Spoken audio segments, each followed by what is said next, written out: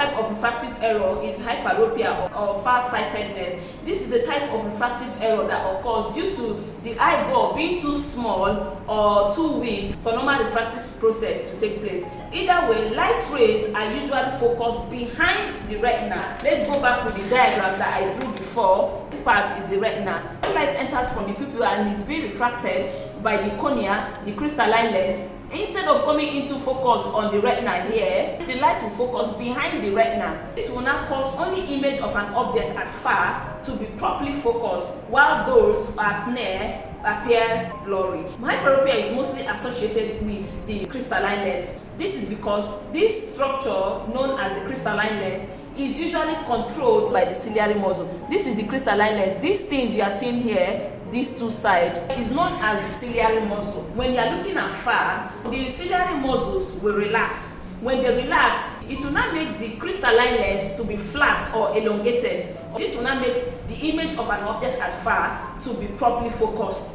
If you want to look at something at close, or if you want to read your book, the ciliary bodies will contract. Contraction will make the crystalline lens to be thick, which will not make image of an object at near to be properly focused on the retina. Unfortunately, in a hyperopic patient, the flexibility of the crystalline lens is deficient, thereby causing the crystalline lens to be at its relaxed state, where only image of an object at far are properly focused, those at near appears blurry. In some cases, a hyperopic patient might not need glasses. All they need to do is to learn how to use the focusing ability of the crystalline lens, which is medically known as accommodation. The only disadvantage of over-accommodating is that it might lead to headache, fatigue, and accommodative spasm. However, if a person cannot use the focusing ability of the crystalline lens, this person will be corrected using a convex lens, and a convex lens is a converging lens, commonly known as a plus lens. Now, this patient will be given a plus lens in the case where the refractive surface of the eye is weak. Let's say that the crystalline lens is plus 14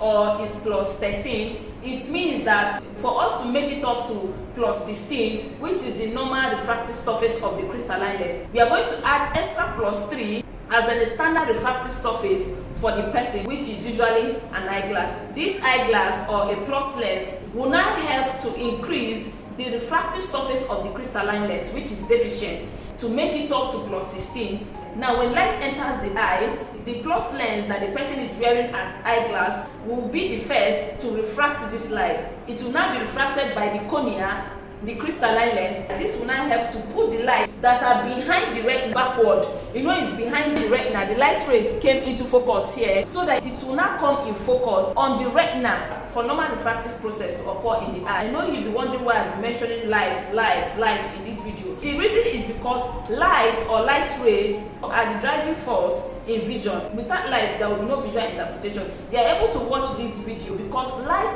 is entering your eye, which is being refracted by the cornea, the crystalline lens, and then it will come into focus on the retina for visual interpretation to take place. That is why if you are in the hospital, after they tell you to read the chart and you cannot see anything on the chart, they will use the pen torch to flash light on your eye, and they will ask you, can you see this light? If you say you cannot see the light, or you are not aware that light is being shone on your eye, then they can now start tagging you person. But if you cannot read the chart, or you can be able to tell when a light is shone on your eye, then the doctor will start looking for other things that are the reason why you are not seeing properly. If you have been diagnosed with any of the refractive errors that I discussed, it is very important that you adhere to your doctor's prescription. Failure to do so can predispose you to vision loss, especially those with axial myopia. That is myopia that occurs due to the eyeball being too big. This is because it can lead to myopia, maculopathy, retinal tear or detachment, floaters, cataract, and glaucoma, and the end product is usually vision loss.